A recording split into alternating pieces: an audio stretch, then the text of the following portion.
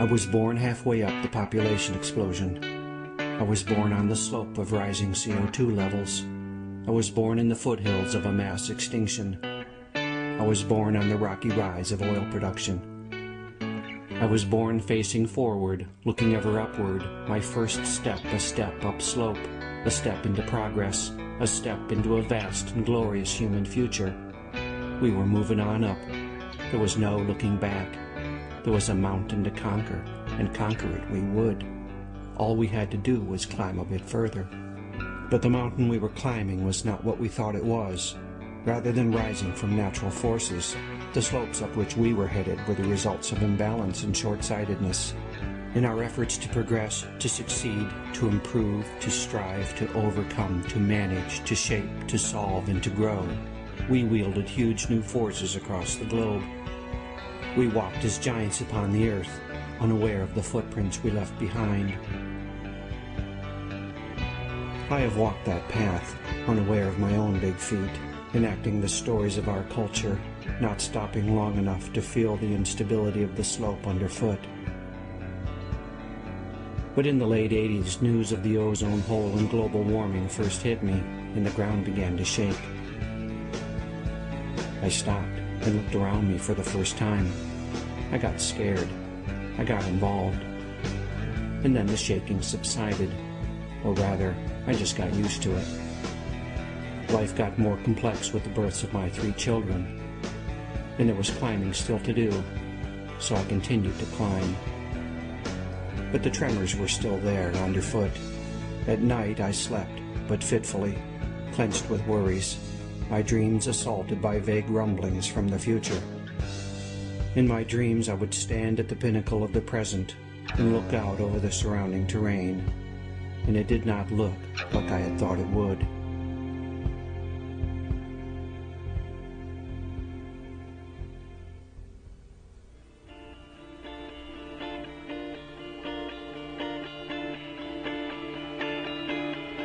A faint howling in the distance pierces the night.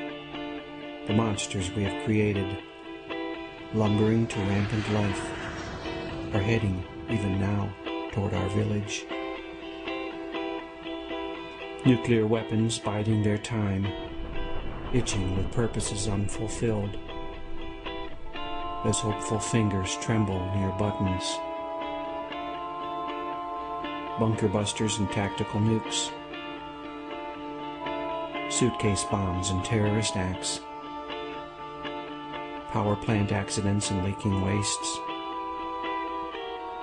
plutonium launched into space in rockets known to explode, and depleted uranium poisoning the battlefield, depopulating the land.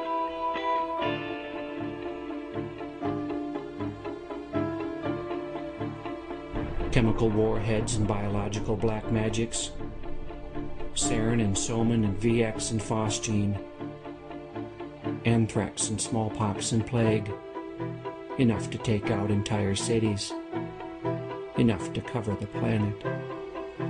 And they don't care who lets them out, as long as they get to play. Other nasties lurch toward us on their own, old friends, new creations, and recent escapees.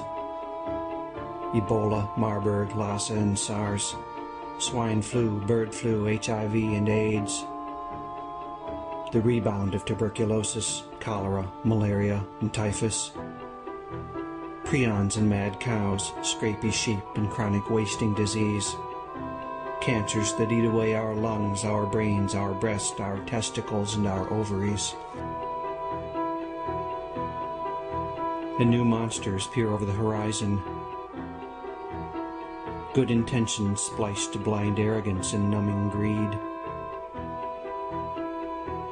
Frankenfoods and Terminator seeds, herbicide-tolerant and pesticide-laced crops.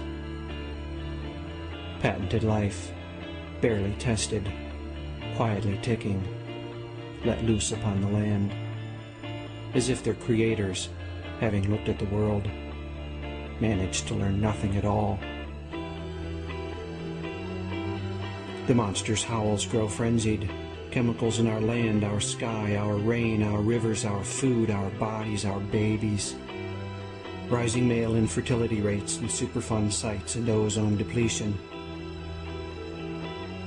Rivers dammed and salmon doomed.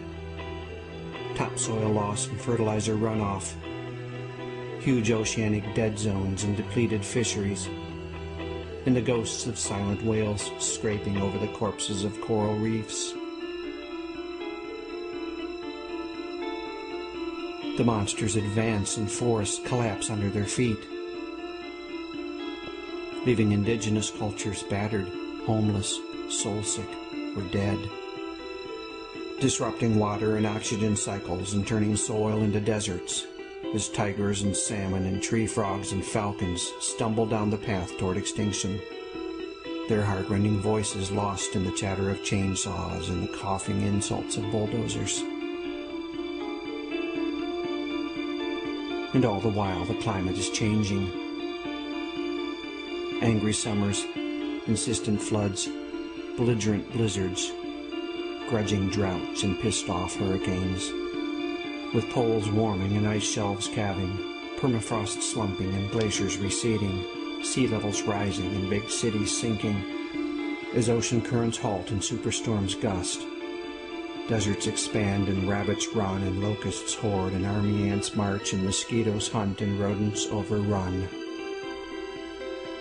The balance undone, leaving crops destroyed and diseases vectored and famine and rioting and looting and war. The ocean turns acid and corals and shellfish and planktons dissolve.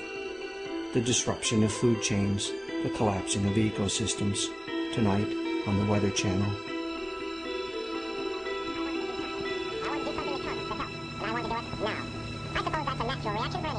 Watch it now while you can, because oil is peaking with no clear replacements.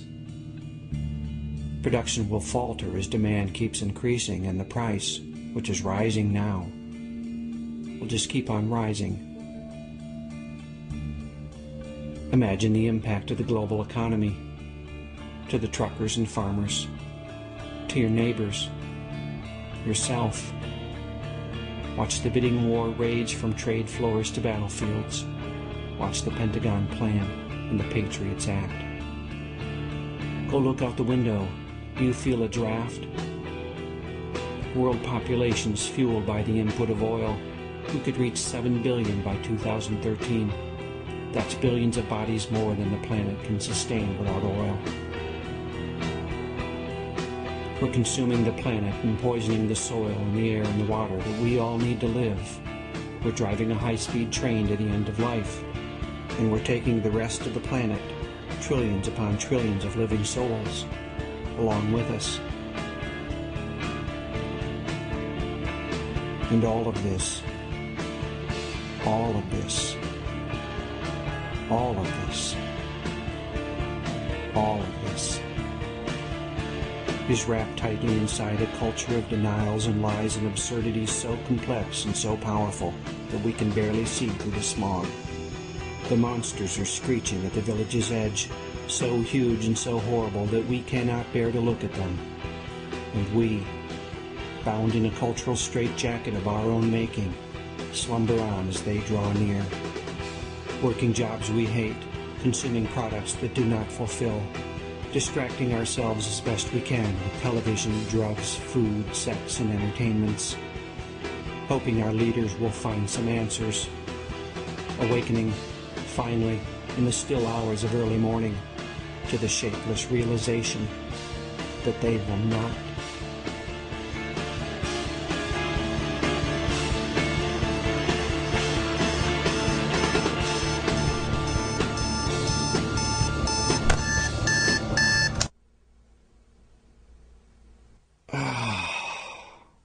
What a nightmare.